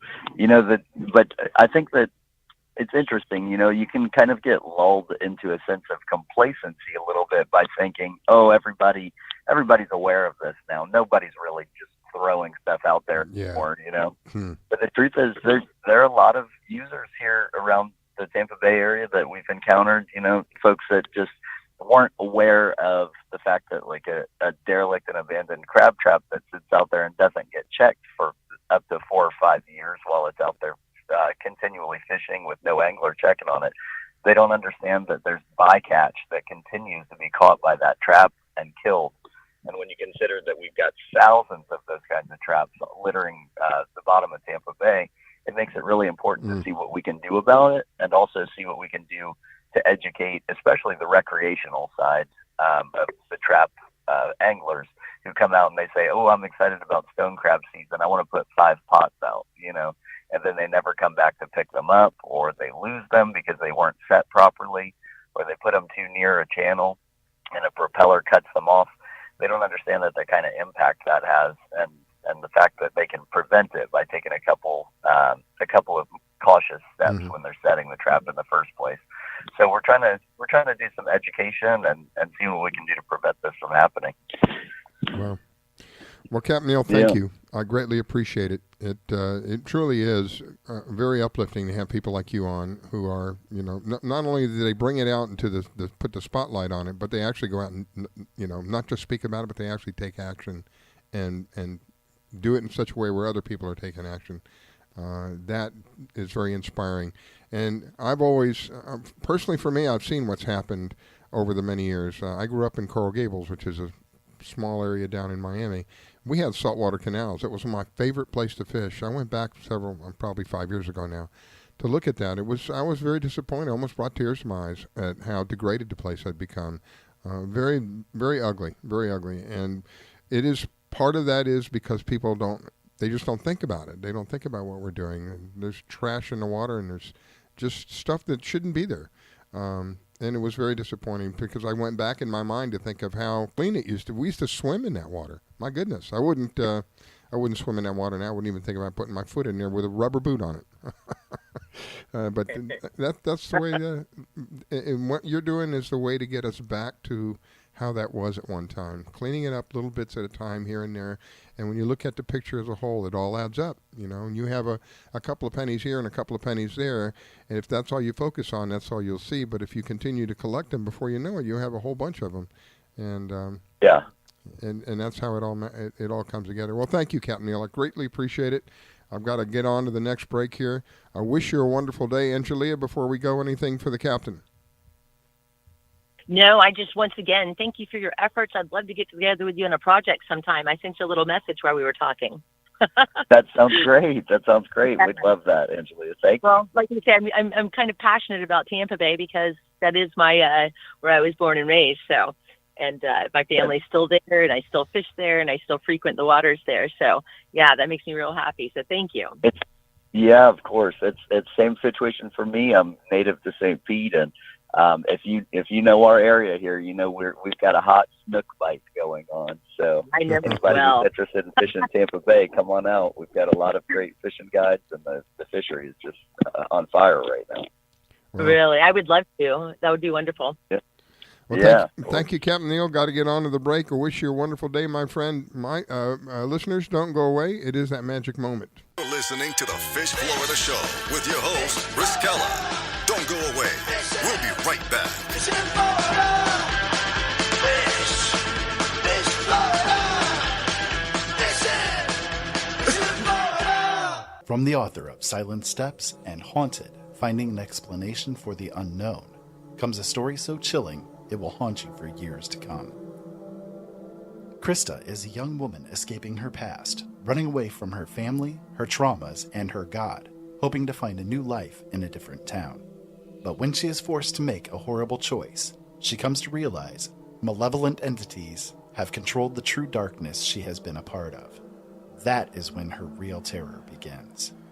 Penitence is disturbing and evocative. It will tear down the walls between what is real and what is nightmare. Penitence is the new novel by the man called the new master of speculative fiction, Ira Robinson. Find it and all of his books at his website, originalworlds.com. Do you own a laser printer, copier, or a fax? Well then, listen close to this announcement. Laser Technologies has been providing high-quality, frustration-free toner cartridges that are guaranteed not to harm your equipment for over 20 years. Laser Technologies will save you on your supplies with high quality and fast delivery. Savings up to 50%. Laser Technologies supplies toner, imaging drums, developer and cartridges for most of the major brands. For a price quote, send an email to service@laser-technologies.com. Include your printer make and model for your part number. Call us at 561-792-9600. That's 561-792-9600. Laser Technologies, providing 100% of the quality at a fraction of the price. 561-792-9600. Want to give your pet the celebrity treatment?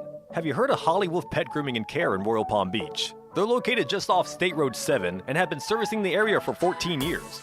Holly Wolf Pet Grooming and Care is the home of the Blueberry Facial, also specializing in tartar removal with 8 years of assisting in dental procedures. Holly Wolf Pet Grooming and Care? They're more than just about dogs. They are the only experienced cat groomer in the area. They also cater to all breeds and sizes and open 6 days a week. Holly Wolf Pet Grooming and Care, located just north of the Super Walmart in Royal Palm Beach. You can find them at 250 Business Parkway. They specialize in shampoos with no extra charge. Flea and tick dips also available. Holly Wolf Pet Grooming and Care. You can give them a call at 561-793-9992. They also provide gift certificates for those looking for that special present. Holly Wolf Pet Grooming and Care. 561-793-9992. They're located in Royal Palm Beach. That number, 561-793-9992. Call for your appointment today. 561-793-9992. Holly Wolf Pet Grooming and Care, where your pet gets celebrity treatment. Can I tell you a cat joke? Just kidding. Why did the girl ask the mushroom to dance? Because he was a fun guy. What do you call a pig that knows karate? Pork chop. Why was the basketball court all wet? Why? Because the players kept dribbling all over it. Can I tell you another one? So how does a tissue dance? Put a little boogie on it. What's Beethoven's favorite fruit? Banana. What is a boxer's favorite drink? Fruit punch. Dad joke. Corny, groan-worthy, but also one of the simplest ways to share a moment with your kids. What did the buffalo say when he dropped his son off for school? Bye, son. So take a moment to make your kid laugh, because dad jokes rule. Make your kid laugh today. Go to fatherhood.gov. Brought to you by the U.S. Department of Health and Human Services and the Ad Council. I grabbed my fishing pole and cast it in the water. I fish until dawn. Oh my, I caught a shark. I'm fishing and blowing on when the sun shines all day. They call me a grouper. So I'm fishing and blowing on. Oh yeah. It's the Fish Florida Show with your host, Riscala Stevens, bringing the outdoors to you every Sunday morning, 8 to 10 a.m. And now your host, Riscala Stevens. All right, we are back. It is the Fish Florida Show. I am your host, Riscala, and normally I have Pam Worth. Pam is one of the top female kayak anglers here in Florida. She is out of the country this morning. I think she's in Costa Rica, if I'm not mistaken. She's down there in a tournament, fishing a tournament down there in Costa Rica. And so I have asked Angelia. Angelia is also known as the Florida Salty Cowgirl. I've asked her to step in and co-host the show with me, and she's been gracious enough to say absolutely. So thank you, Angelia, and welcome back. Once again, my pleasure, and thank you for having me. Well, it really is an honor, and I'm so glad to have somebody from down in the Keys again as a contact. And my next guest is a little further away. He's out of Louisiana. Actually, this is kind of unusual. I didn't know that Nicole, who was on with us earlier, I didn't know that Nicole was actually out of Louisiana. I saw Venice, and I don't know why I thought Florida, because I know there's a place here in Florida. And it ended up being in Louisiana with her bed and breakfast. But my next guest, he's out of Louisiana as well. He's also known as the Crappie Psychic, and we know him as the Captain Folse. Good morning, sir. How are you, my friend? I'm doing pretty good. How about yourself, Riscala? I'm doing well. And on the line with us this morning is not Pam, but Angelia, so that you know. I don't know if you heard me with the introduction, but I have Angelia on with me this morning, and she's down in Atamorada. How you doing this morning, Angelia? Very good. Nice to meet you. Nice to be able to speak with you also. I love speaking with fishermen from all over the country. Well, fisher women. That's okay. I'm not offended. Yes, I'm quite the angler, so. You know, I mentioned earlier in the show how I have a passion that people who take the time out of their lives to teach other people their knowledge, their experience, and share with them in an effort to make everything better for everybody. Kind of a selfish thing when it's all said and done, because it helps me as well. Well, Captain Clyde is one of those people. He actually teaches. I think the last time I talked to him, they had awarded him a contract. Did you get awarded the contract, Captain Clyde, for teaching in college? Well, yes. Well, I actually got hired. It's not an actual contract right now, but my first gig was at ULL in Lafayette, the Raging Cajuns. And what it is, it's a 2.5-hour session. Normally on Saturdays, and it's an all-day event where they have 3 pros come in and teach different aspects. And mine is called Catching More Crappie. So I'm all about crappie fishing. Not that I don't fish other species, but crappie fishing is by far my favorite, and I do that probably 90% of the time. So that was pretty interesting, and I may get sent to the University of Missouri and the University of Oklahoma to do the same teaching. Well, I pray that happens for you, because I can't think of a better person to be able to do this, a more deserving person to do this. You know how I feel about small businesses, family-owned, that kind of thing, and that's what we're talking about here. And the same thing with Angelia, small business, family-owned. Those are the kind of things that I have a passion for, because I know when all is said and done, it's people with small businesses who really, the financial back of this country is where all of that came from. It didn't come from these huge corporations that have millions of dollars, that spend millions of dollars so they don't have to pay anything in taxes. It's the little people like us who really support and make America what America is. So one of my passions is to help support that. And, you know, secondarily, on top of that, you take the time to teach. And so does Angelia. This is, again, I try to surround myself with people like you guys, because the people like us will be the people who help bring the positive change that is so desperately needed today in so many areas of our lives. And fishing is just one area that you can kick back and you can relax. And I say a lot of times fishing is kind of like playing the lottery. You may be focusing on a particular species, but you really, there's no guarantee. You might end up with something else, and it may be a big surprise in a good way, or it may be a big surprise in a bad way. Who knows? But it's, you know, to me, it's kind of like lotto, playing a lotto in a way when you're out there doing that stuff. So what's happening with regard to the crappie fishing? First of all, you are in Louisiana right now, right? Yes, I am. And what's happening with the crappie fishing going on out there? Are we a lot of action, little action? Yeah, the action is starting to pick up here in Louisiana. The spawn is officially over, and so all of the crappie are transitioning to their summer feeding grounds. They're not really stacked up yet, as they're still moving around a lot. And we're dealing with a lot of high water right now. The rivers are high. I guess everything happening north of us, in the states north of us, you know, it all drains down here. And the snow melts and everything else. So we're dealing with some high water right now, which is not good, because the crappie can be, you know, scattered all over the places, especially with our marshes and our swamps that, you know, are 1.5 to 2 foot higher than what they normally are. Wow. So the fish can really get to places where we can't get to them. So, but it's still pretty good. I mean, you know, we got guys going out and catching, you know, 25, 30, which is a pretty good trip here. But as the summer months get here and the water level starts dropping, it's going to pick up. We're going to start doing a lot better. And with the all of the experience that you've had, and I know that it's decades of experience, you decided that you were going to come out with a product, which I happen to have tried, and I don't, I won't endorse something unless I've actually tried it. I've tried it, and I was quite amazed, quite surprised, pleasantly surprised. I got, I don't know all the different ones that you had, but I think it was 6 or 7 different colors. I take my grandkids out, and we have these little canals around here. It's kind of brackish water. It's not really true fresh water, but I got tired of my fingers getting all sticky from the worms. So I put these, I think you call them trailers, if I'm not mistaken. I put them on there, and it's also, the other half of the equation is it keeps them busy because they cast out there and they have to be patient and slowly bring it in. And then you'll know when they get a bite because half the neighborhood hears them when they get a bite. They scream, unbelievably.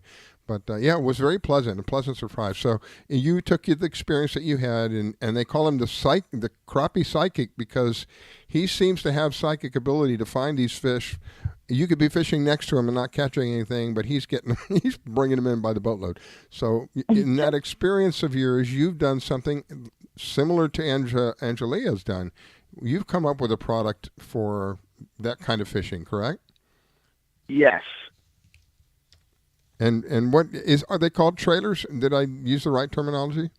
Yes, they are called trailers, and we have them for freshwater, and we also have them for saltwater because we're expanding and we're growing. And they're scented, what we call our psychic sauce. And I spend anywhere from 15 to 20 minutes during my teaching on discussing the importance of scent when it comes to fishing. And it's extremely important. So all of my trailers are scented in the package, and whatever you are fishing with, you just add my scented trailers to whatever your favorite lure is, and it'll double and triple your catch. And so that's why we've been very successful in our 4 years of business so far. And we're spreading out and going to different states, and people are just falling in love with them for all types of species of fish. So they don't just work for just crappie or brim or bass. I mean, we just did a northern tour, so to speak, in January and February of this year where we hit New Jersey, Ohio, and Indiana. And those people went nuts, as far as for walleye, steelhead, muskie, sawguy, and trout, their trout, brook trout, brownies, rainbow. So, and I'm getting feedback already. So they're working across the country for many different species of fish. Wow. Angelia? Yes. I am not a freshwater fisher at all. Well, I shouldn't say that. I make attempts, but they're not very successful. I'm a salty girl. But I have a silly question. I hear people use the word crappie. I used to hear people hear the word crappie. What is correct? Well, of course, every state is different. The reason I like to say crappie, because crappie can be confused with crappy. Right. So obviously you wouldn't want to have crappie trailers. You'd want crappie trailers. So that's why I tried it. Now, if I'm in a state where they are saying crappie, of course I say crappie also. But Angelia, my saltwater trailers you would absolutely love. As a matter of fact, Rascala, we're introducing an actual bait in the next couple of months, but I have the prototypes in. And one of my saltwater captains took me out a few days ago because we wanted to go try them on sea trout. So we have a bait coming out that's going to cross over to sea trout from crappie. Wow. It's going to be mainly a crappie, bass, and brim bait, but it's 2 inches long, and we wanted to try them on sea trout. And what was awesome about it is we used them on just a 1/8 ounce jig, which is not a big jig, and put them on there.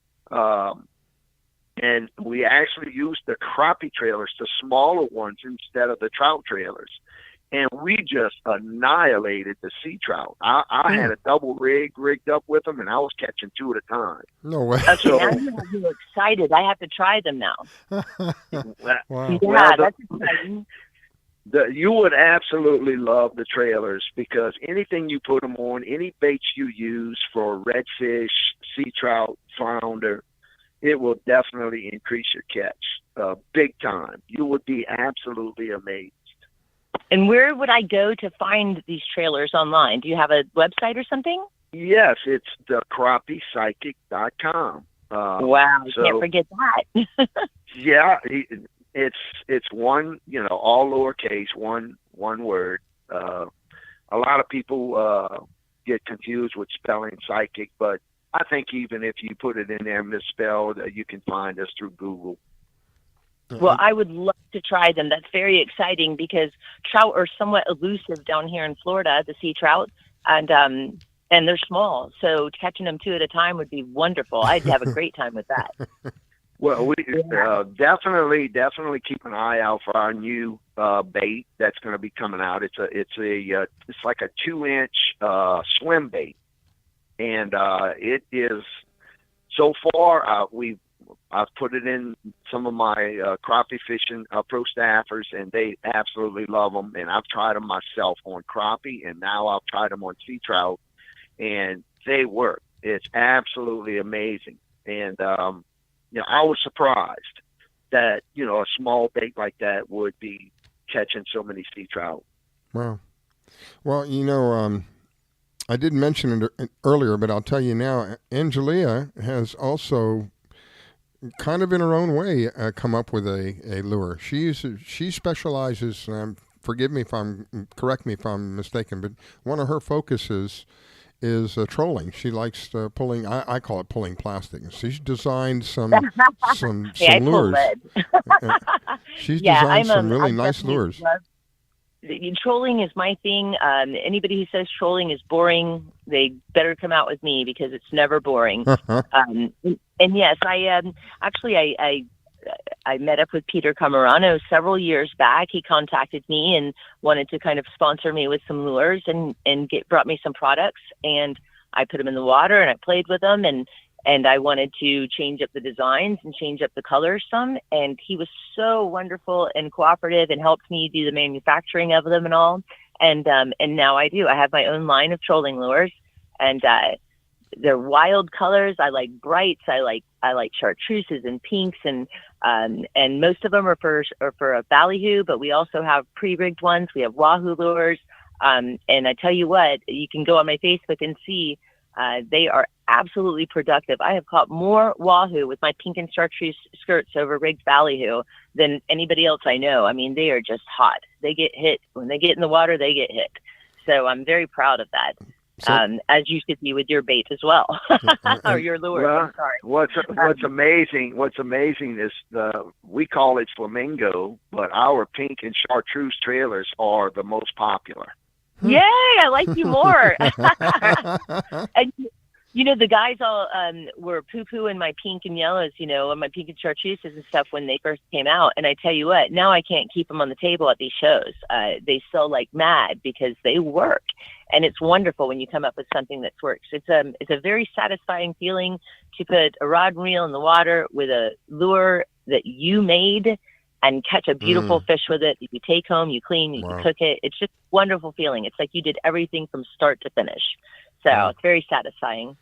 Yes, well, one of the reasons our company is successful is because, as of now, we didn't have any actual baits, but we're going to be introducing a bait, so we're going to be getting into a little bit more competition. But up until now, we've just been an enhancer. We enhance anything. So your lures, we would enhance your lures. You would just add my scented trailers to your lures, and you would, as well as they work now, you would see a difference. These trailers just add more action because of their design. And they're scented heavily with a scent that I've been working on. I have the recipe down, but I've been working on the scent for 15 years because I've always believed in scent. And my company's only 4 years old, so you can tell how long I've been working with scents and how much I believe in them. So they're scented also. And you just add them to your favorite lure. And Angelia, you know that everybody out there who fishes have their favorite lure, their favorite go-to bait. You know, and that's what's great about it. You don't change what you like to use, including live bait. If you're one of those people who enjoy using live bait, you add a scented trailer to your live bait, and it doubles your action. It's scented. It'll increase your catch. It gives you a stronger strike and a better hookup. You know, in crappie fishing, we have this thing called shark biting, where they just come to it and they may just hit on the very end of the tail. So they're not even getting close to the hook. Well, my scented trailers help to eliminate the shark biting. I mean, when they get close to it, the action and the scent that trailer's adding, they just hit it a lot harder. And that's the same way on the saltwater side also. Interesting. Well, I'm definitely going to have to try them. You have my attention perked now, so I'm definitely going to be checking them out.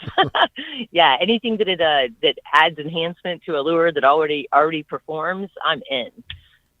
Well, I would definitely appreciate it if you do try them and give us a shout out. You know, because we need exposure in the great state of Florida. There's a lot of people who fish in Florida. And of course, we're quite a ways away in Louisiana, and it's very hard for a small business. Like Rascal was saying, we don't have a huge budget like the big boys have, and so we can't afford the advertising all over the country. So it shows like Rascal, which I appreciate very much of him having us on, and we get a little bit exposure. And I mean, look, we're getting to speak with you, you know, someone who fishes in the Keys, which is going to be awesome, because when you try them, you're going to be like, wow. And you're going to tell your friends, and they're going to tell their friends. And, you know, that's how we get exposure. And that's how we get more people to try our products out. And I'm in the same boat with you. I'm small town, low budget, and mine is all word of mouth, social media. And as we speak, I'm sitting in the parking lot of my boat show that I'm doing today with Mr. Cammarano and selling our wares and selling lures. So, yeah, I'm right there with you. So I understand, and as helping each other out in the marine industry, the little guys, it's wonderful. Yeah. It's a very wonderful thing. Well, on the flip side of that, I have probably close to a dozen saltwater pro staffers that I could maybe introduce some of your lures to. And because they do a lot of inshore fishing, but they also go offshore too, fishing for red snapper. And like I thought I heard you say wahoo. You know, they do tuna, tarpon, you know, a whole bunch of different species of fish offshore also. So I want to look at your stuff, and you know, maybe you can give me a call, get my number from Rascala, and we can do some things to help each other out. You know, you can help me out there in Florida, and I can help you in Louisiana. Sounds wonderful. Love it. All right, Captain Clyde, I am all out of time, my friend. Always a pleasure to have you on, and I'm so glad that you're being more and more successful. I wish you the best on those colleges that are calling for you. I hope it becomes a contract for you. What a great thing to be able to teach people. You know, there's an old saying about you give a man a fish, you feed him for a day, but teach him to fish. And I don't mean just men. Anybody who's listening to the show knows that I wholeheartedly support women as well, but that's just a saying.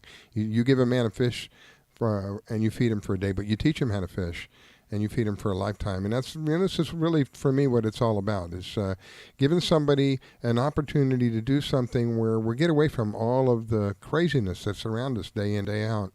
And most of the time, it's a peaceful setting. And again, it's almost like a lotto. You don't know. You may be looking for crappie, you may be looking for wahoo, but that's not necessarily what you end up with. There's always a chance of getting something else. Always a pleasure to have you on, my friend. God bless you, sir. Well, Rascala, if you just have 30 seconds, I would just like to say that people can check out our website, thecrappiepsychic.com. We're also on Facebook, Twitter, Instagram. My lovely wife, Janelle, she takes care of the social media part of our company, but people can follow us and check out what's going on with the Crappie Psychic at any of those sites. Great. Talk to you again real soon. Thanks a lot, Riscala. Nice talking to you too, Angelina. With your host, Yeah. Riscala. Don't go away. We'll be right back.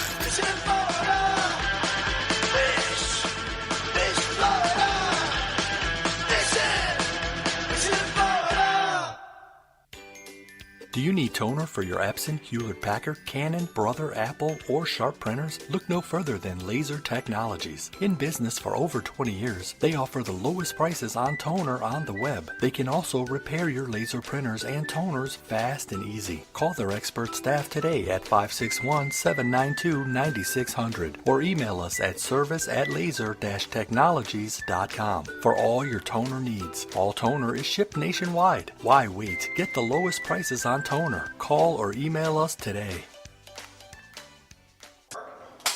Grace has some pretty stellar arms, like Serena Williams good, but her face is pretty disgusting. Someone please tell him to go back into his closet and leave us alone.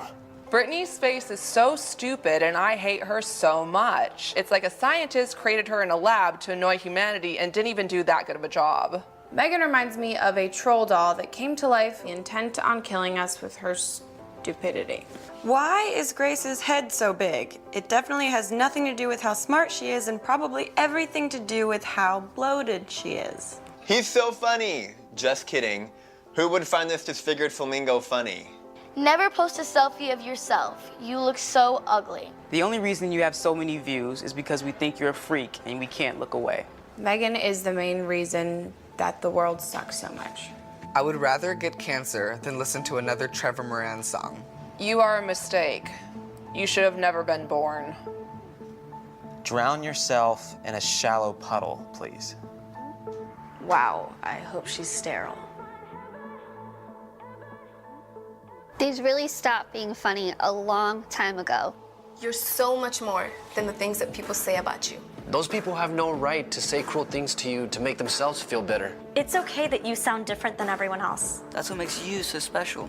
We will not tolerate it. We will not tolerate it. We will not tolerate it. We will not tolerate it. Every day, people make me feel like I stand out simply because of the way that I look. Every day, people make me feel small. Every day, I face the cruel words of bullying. And every day, people tell me that I'm brave for enduring this humiliation. But we're not the brave ones. It's the ones that say no to the bullying. The witnesses. If we all join together, there's nothing that we can't do. We will no longer be the silent majority. When we see bullying online, we will let the world know that we're going to take action with the eye. Now, when you see online bullying, there's something you can do about it. Our actions will overpower cruel words. I am a witness. I am a witness. I am a witness. I am a witness. I am a witness. I am a witness. I am a witness. There is power in words. But it's nothing compared to the power of the actions that we put behind our words. Visit eyewitnessbullying.org to learn more. I am a witness, and so are you. I'm gonna stand by you. This station is now the ultimate power in the universe. We have ignition. Strap in. 5, 4, 3, 2, 1. I grab my fishing pole and cast it in the water. I fish until dawn. Oh my, I caught a shark. I'm fishing in Florida where the sun shines all day. They call me a grouper. So I'm fishing in Florida. Oh yeah. It's the Fish Florida Show with your host, Riscala Stevens, bringing the outdoors to you every Sunday morning, 8 to 10 a.m. And now your host, Riscala Stevens. All right, we are back. It is the Fish Florida Show, an honor and a privilege truly to have you with us. And I'm looking at the radar. I'm really quite shocked. It seems to be clear just about everywhere. I'm looking at all of Florida's little to nothing happening. There's a little bit of activity happening offshore down off of Key West, but it looks like to be probably 100 miles, not 100, 50 miles or so off of Key West. But that's it, and it's not even headed. It's not even headed towards shore. It's headed out to sea. So it's a beautiful day out there. And today I have Angelia. Excuse me, I'm having a problem with my throat this morning. Forgive me. Today I have Angelia Swanson with me. She's also known as the Florida Salty Cowgirl. She's been gracious with her time to share with me. She's at she's at a boat show. So I know how important it is to spend. You're investing all your time there, but you're on the phone with me. So I greatly appreciate that, and thank you so much. My pleasure, Riscala, always. So I was looking for Captain Ron. He's with the Skeeter beater, and I expected him to call in. He may be having an issue. I'll see if I can raise him here in just a moment. I'm sorry? Riscala, I may have gotten his text that you sent to him.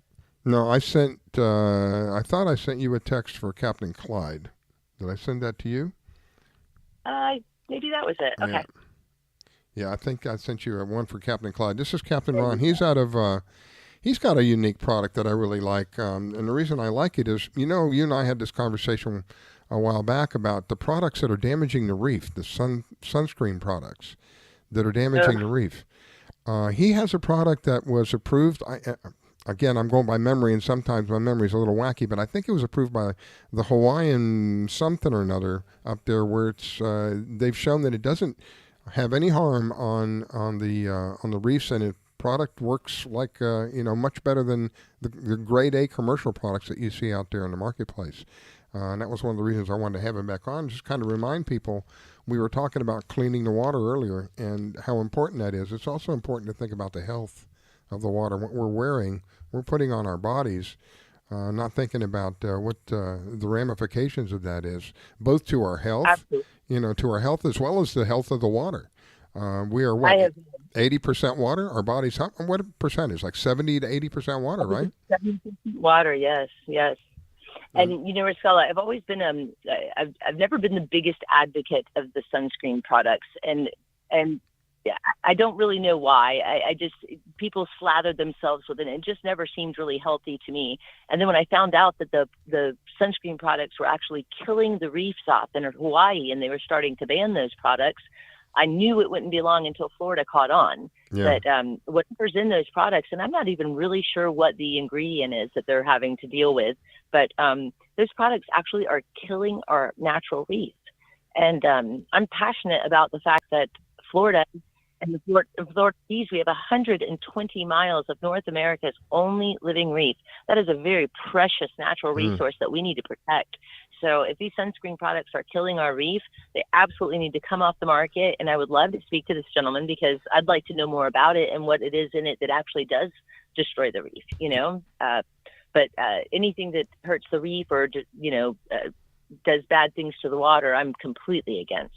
So I would really like to talk to him and find out what it is. Hopefully we'll hear from him in a moment. I sent him a text. He's on East. I thought he was on a different time zone. That's Captain Clyde's on a different time zone. He's on the same time zone we are. So, but he may be. He's also a captain, so I mean, he may be having something going on that he's not aware. It's time to call in, Captain Ron. But hopefully, he's probably hooked up to a big fish right now. Yeah, it could be. But his product, if I'm not mistaken, his product is called the Skeeter Beater. That's one of his products. And it was originally intended to be used for mosquitoes.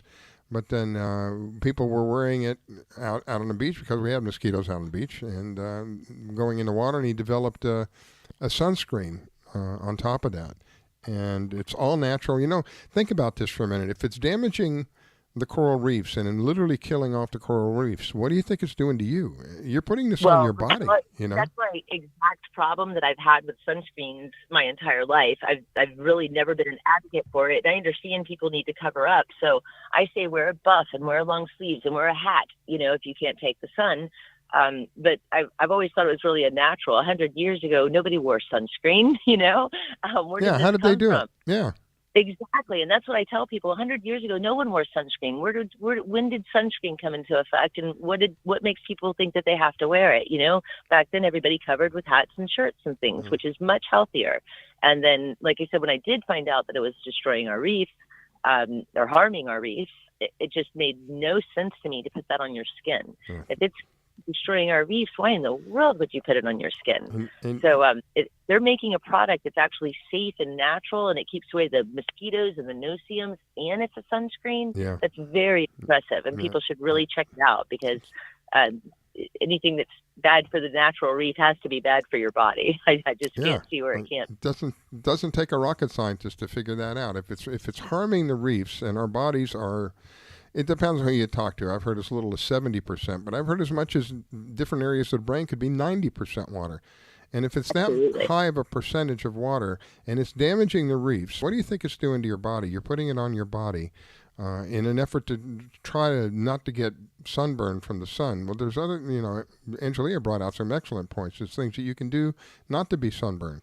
I personally, when I had my boat, I never wore sunscreen. I was never, ever a fan of sunscreen. I always had, not that I had any evidence of any kind, but I just didn't like the idea of putting this stuff on me. And I got sunburned many times. I'm already dark to begin with because I'm Middle Eastern, but I just got darker. And I have one of my girls, I call her the white meat, the real white meat. She's one of those really white complexion, and she has to be very careful. But she can go out there, she can do it. She can go out there for 15, 20 minutes and get enough sun where she can come back in, put some stuff on, long sleeves on. We have these, I don't know what you call them. They're like very thin. I call them breathers. They're like, I don't know how to describe it. Performance shorts is what they call them, performance gear shorts, because they started with the fishing industry because they're very lightweight, they dry very quickly, but they're actually protected and all. And now they've bled into all the other sports, outdoors, and runners, and all kinds of outdoor athletes are wearing these types of shirts now. But yes, they're long sleeves, but they're very light. If you get them wet, they dry in a matter of moments, and they're very, very comfortable. They actually, here in Florida, because of the heat and everything, they create a cooling effect. Because if you sweat, it dissipates the water, the sweat, and as that water is dissipating, it creates a cooling effect. So it really does. There's plenty of ways that you can protect yourself without having to use harsh chemicals, and that just happens to be one of them. Anyway, let me see if we can't get. I got a call from area code 561-502. Let's see that. Oh, that's Peter Cammarano. Peter's calling in. All right, well, let's get to Peter. I think we completely missed Captain Ron. Hopefully, we'll find out what happened with Captain Ron and talk a little bit about Captain Ron on another show. Welcome, Peter. Well, good morning. How's everybody doing? Well, are you within an eyeball sight of Angelia? Yeah.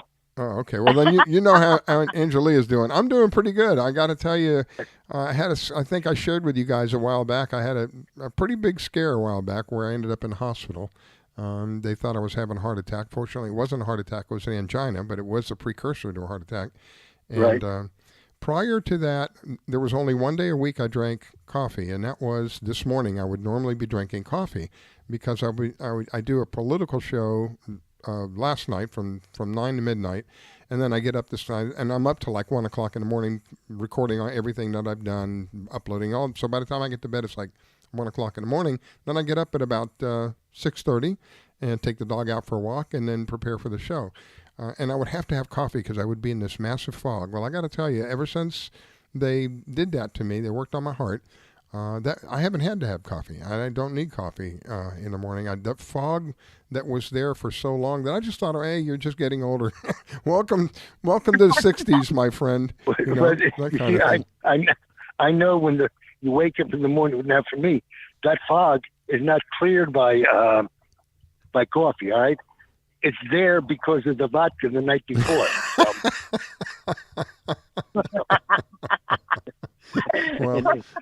Well, not all the time. Okay.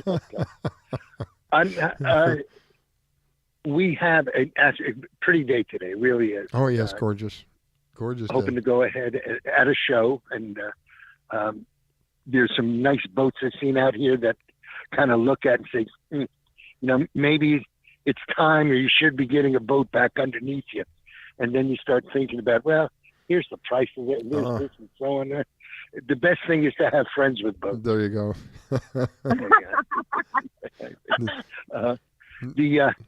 The last time we talked was talking with Pam, and we were doing something for kayaks.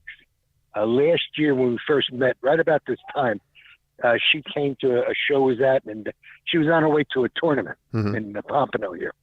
And do you have anything for kayaks fishing? And finally, I'd say about a month ago, came across an idea, and by the time she's going to be down here in June, we will be introducing a workable, we're almost done with the prototype, a workable teaser for kayaks. Wow, congratulations. Great. Yeah, and well, the problem is people tell me I need to get a life. I got too much time on my hands. Right? Well, when it becomes something that you love, when you're doing something that you love, it's not really work. Isn't that what they say? Yeah, but you got to make some money too, okay? Otherwise, you can't go ahead and do the things you like. Right? That's true. That's true. So there was, like yesterday here, all right? I'm in one of the species I'd like to build and target is wahoo. Now, so going back to one of the other people here, look at what he had on the on his table, and he had some great high-speed wahoo lures. So I went ahead and sort of struck a bargain with him. Okay, a price that it's one of the, even if you don't use it, it's such a bargain you got to buy it. It's as simple as that. But so laid him out, and then needed to get for some rigging. Went back to him. I traded him a couple of lures for rigging. Do you have a crimper? Yeah. Do you have crimps? Yes. Do you got something to melt a shrink wrapper? Yes. All right. So I built 3 of them. The show's not open until about 10 o'clock. I had bought 6 of them from him, and 3 of them have already been sold. So wow. We are. Oh yeah. Wasn't it time called in and we were bunching Angela's time and mine together, and she had to cover for me on the phone because was making a sale. That's a real partnership there. You go do your thing. All the time. I got your back. But fishing here, we're starting to see the mahi, the dolphin show up. Size is starting to get a little bit better than just the peanut or the 5-6 pounders. Yeah, I've seen. Yeah, I've seen at least around here people posting pictures of dolphin in the 20-pound. So they're starting to show up, and in the Keys next weekend, that starts the tournament season, doesn't it? Yes, sir. That's what we were talking about earlier on the show. But yes, okay. Starting next weekend is the very first week of all the mahi tournaments. Every single weekend through the rest of the summer, there's probably 2 every weekend, Upper Keys, Lower Keys. So next weekend will be Marathon and Tavernier Creek. So, all right. And that's an exciting time of year down in Florida, period, and especially down in exactly. Mm-hmm. Yeah. I know the one in Marathon next weekend, the Bull and Cow, big time bait and tackle. Captain Jack Carlson puts it on. He has a unique way, and a lot of tournaments are going this way. There's X amount of dollars. Here's the prize money, right? And then in little, with an asterisk, real small print, based upon so many boats. So if you don't get the number of boats, you're not going to get that prize money. So what Jack does, he goes ahead and has sponsors. They set up a cash prize. Now, the more boats that enter and pay the entry fee, the price of the prize money escalates up, and there's a scale. Okay, if we have 25 boats, it's this for first place. If we go above 30, go above 40, 60, and so on, and it makes it kind of interesting and as an incentive in which to join up. I'm hoping I can go down there next weekend and be part of the tournament. Jack and I've done business for like 10 years now. Wow. But anyway, the season is getting here. We've still seeing some Kobe around. The Kings are starting to show up big time. There is a very high dollar tournament, a circuit that is primarily geared to kingfish. Here in, when did they do that? It was here locally. I think it was, here in Pompano, yes. All right. The winning fish was 53 pounds, 53.6 pounds. Wow. And now listen to this, all right? Prize money, okay? Because they took first place overall, first place lady angler, and first place heaviest king, 7th place overall, first place lady angler. They will collect over 50 grand. What? They'll collect what? That's 50,000. amazing. 50,000, yeah. $50,000? I know, right? Oh my goodness! But now the tournament is, when they set it up, only 40 boats maximum. That's it. You paid your money. You went ahead and a fee to be part of the 40. Then there's a fee for each individual tournament. Then you got the side bets, et cetera, and so on. So if you can't put like $2,500 to $3,000 on the table before you start anything, then you're not going to go ahead and to participate. And that's why, with that kind of a following, now the sponsors come in, they see what's being done, and then it's almost like a feeding frenzy. People want, I want to be a part of it, sponsors and so on. Right. So each one of the tournaments, a top boat will be in the 25 grand or above category. Wow. Nice. But now when a boat goes to a tournament, local, and I'm involved with about 6 boats between here, let's say the Pompano, Palm Beach area, up to Daytona. A local where they don't have to travel, they will spend about $1,500 on entry fees, bait, tackle, gas, food, terminal tackle, and so on. So if we talk about a 100-boat tournament, is that not $1.5 million? My word. Somewhere, yeah. That's what is contributed to the local economy, all right, by a fishing tournament. Nice. All right, and if you go ahead and you start running up and down the coast here, and you're talking about Palm Beach, Jupiter, Pompano, Fort Pierce, and so on, 100-boat tournament, 1.5 million gets dropped into each one of these cities. So the recreational tournament circuit does provide a lot of income for the local community. Guess what this? Can you hear? Oh, yeah. The music, right? Yeah. But, anyway. That's a monumental amount of money put into the community, actually. Yeah.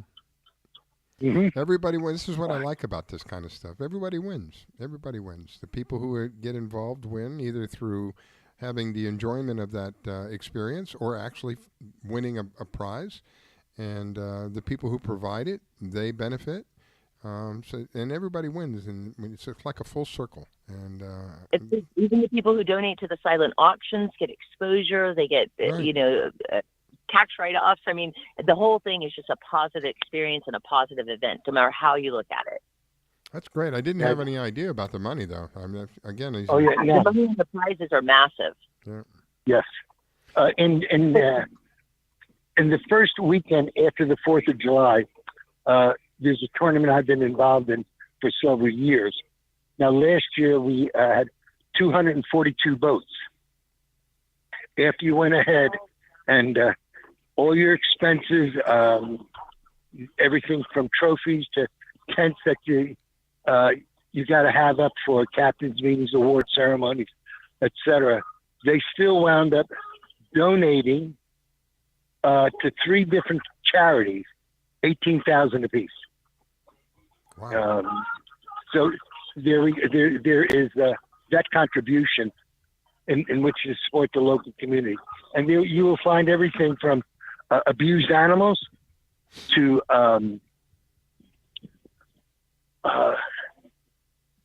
birth defects, to wounded veterans, to exactly every kind of important charity you can think about. Birth defects, wounded veterans, our troops overseas. I just could go on, like the abused animals. I mean, everything you could possibly imagine that's a worthwhile charity, one of these tournaments is going to support. Wow.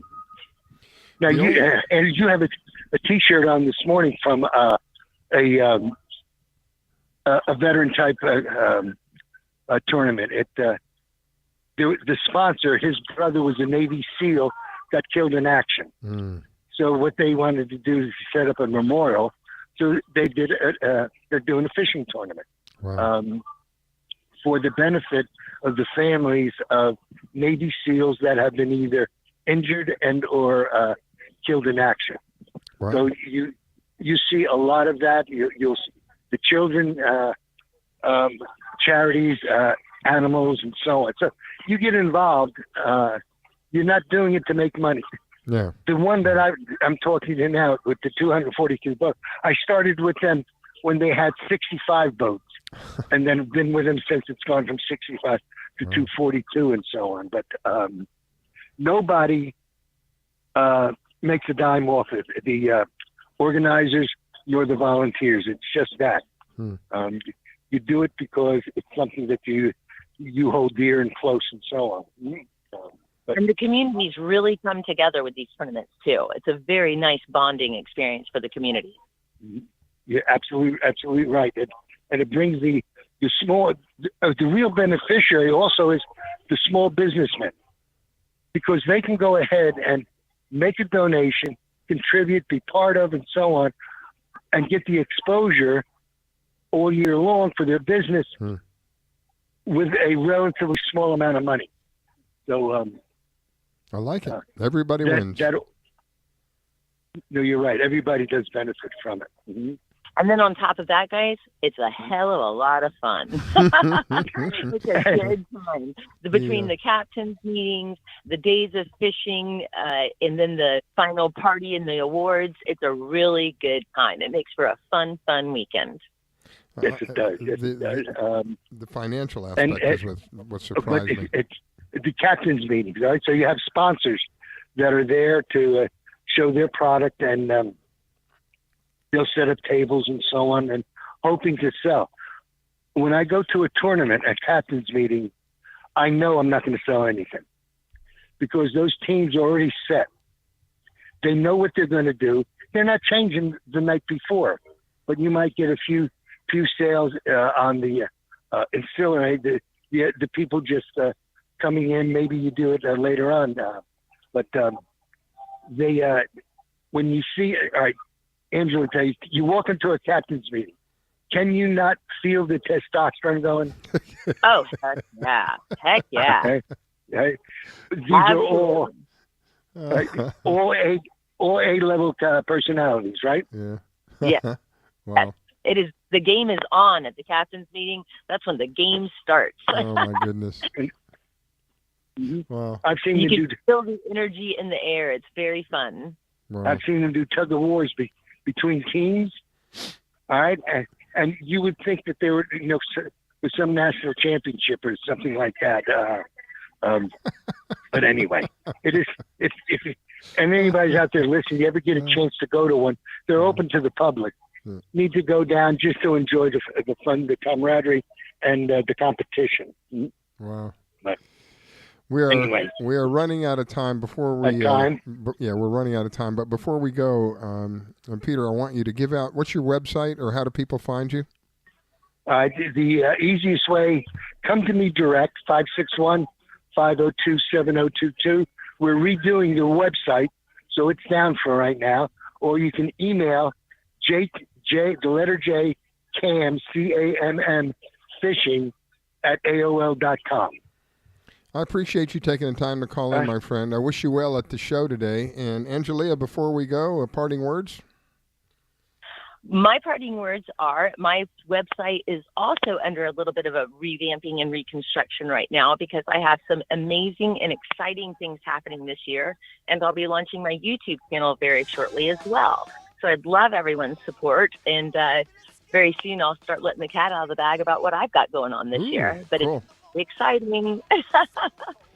So, yeah, please, you can contact me at FloridaSaltyCowgirl.com. You can reach me at FloridaSaltyCowgirl@gmail.com, and you can also reach me at 813-610-0078. Wish you a wonderful day, my friends. Thank you so much for taking time to call in. And those of you who have been listening, God bless you. Thank you for taking the time to listen. We'll catch you in a week. Take care now, okay? Bye-bye.